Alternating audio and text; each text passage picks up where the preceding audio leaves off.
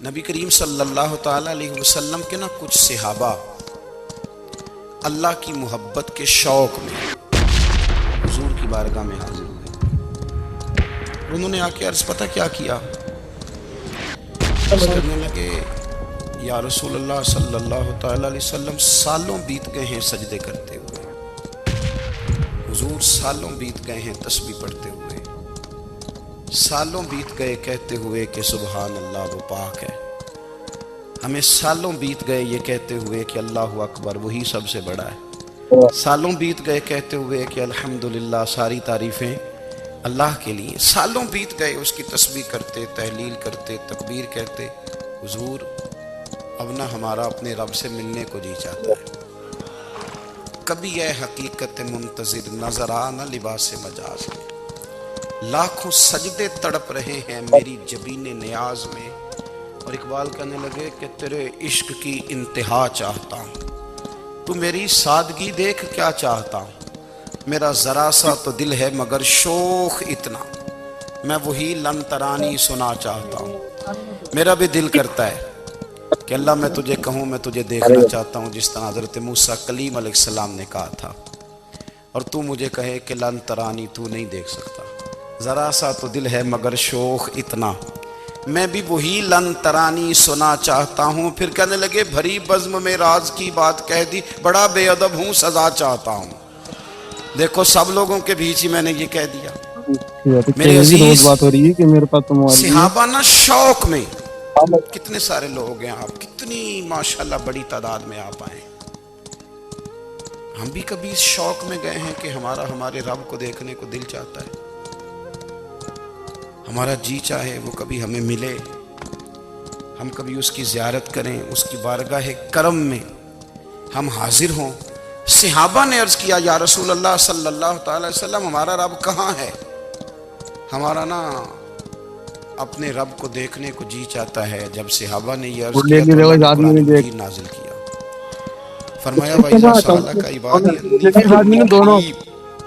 محبوب جب میرے بندے آپ کی بارگاہ میں آ کے میرے بارے میں پوچھیں نا تو ان سے کہہ دینا میں ان کے قریبی ہوں. دلیل کیا ہے؟ اذا دان، یہ جب بھی مجھ سے دعا مانگیں گے میں ان کی دعاؤں کو قبول فرماؤں گا، میں ان کے قریب ہوں، میں ان کے قریب ہوں. یہ جب بھی دعا مانگیں گے نا میں قبول کروں گا، میں ان کے قریب ہوں. اللہ تبارک و تعالیٰ کے بندے اللہ سے محبت کرتے، رب کی بارگاہ میں جھکتے، اس کو اپنے دکھ سناتے، اس کے پیارے محبوب صلی اللہ تعالیٰ علیہ وسلم کا وسیلہ لے کے اس کے حضور حاضر ہو جاتے، پیشانیاں سجدوں سے روشن ہوتی. ہم نا ہر چیز کے لیے وقت نکالتے ہیں، ہر چیز کے لیے، لیکن عبادت کے لیے وقت نہیں نکالتے. ہر شے آباد ہے، ہر شے، ہماری فیس بک بھی آباد ہے، واٹس ایپ بھی آباد ہے، ہمارے ٹویٹر بھی آباد ہیں، ہماری ہر چیز آباد ہے. سب سے کم آباد ہمارا مصلی رہ گیا ہے، سب سے کم. وہ لوگ اب ڈھونڈنے سے ملتے ہیں جن کی بغل میں مصلی ہوتا تھا. میرے بھائی آپ کتنا کو دنیا کے پیچھے بھاگو گے تھکا دے گی، کتنا دولت کے پیچھے بھاگو گے تھکا دے گی. آپ جب اپنی زندگی میں جمع تفریق کرو گے نا تو مرتے وقت احساس ہوگا کہ سارا کچھ تو لوگوں کے لیے کیا، اپنے لیے تو کر ہی کچھ نہیں سکے. اور ہم عبادت کے معاملے میں بہانے بازی بھی کرتے ہیں. ہم کہتے ہیں اوہو رزق کمانا بھی تو عبادت ہی ہے نا، تو میں حلال روزی کے لیے جا رہا ہوں یہ بھی تو عبادت ہے نا. میری طرح کے لوگ کہہ دیتے ہیں کہ میں سویرے اٹھ کے مدرسے میں کچھ اسباق دیکھتا ہوں تو یہ بھی تو عبادت ہے. میں بیان کرنے کے لیے مطالعہ کرتا ہوں تو یہ بھی تو عبادت ہے نا. اتنے لمبے سفر کر کے ملک میں دنیا میں گھومتا ہوں تو یہ بھی تو میں عبادت ہی کر رہا ہوں. اب اسپیشل نفلوں کے لیے وقت کس طرح نکلے، اسپیشل کر کے تسبیح میں کیسے چلاؤں، میں سارا کچھ ہم بہانے بنا لیتے ہیں نا. میرا سوال یہ ہے کہ یہ ساری باتیں صحابہ کو، نبی کریم کو، دیگر لوگوں کو بھی تو پتہ تھی نا. لیکن آپ غور تو کریں 23 سال حضور کو وقت ملا، مختصر وقت ظاہراً تبلیغ کرنے کے لیے. پوری دنیا میں دین بھی پھیلانا ہے. گھر میں 11 ازواج ہیں، 4 بیٹیاں ہیں، ان کی اولادیں، سارے کام کاج بھی دیکھنے ہیں.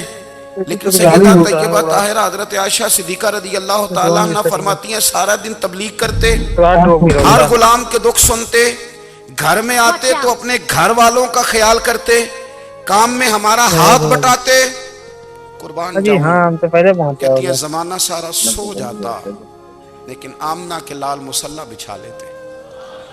دنیا سو گئی ساری، سب سو گئے، جو خدام تھے وہ جو غلام تھے وہ سو گئے. صحیح مسلم نے لفظ ملیں گے، سیدہ پاک فرماتے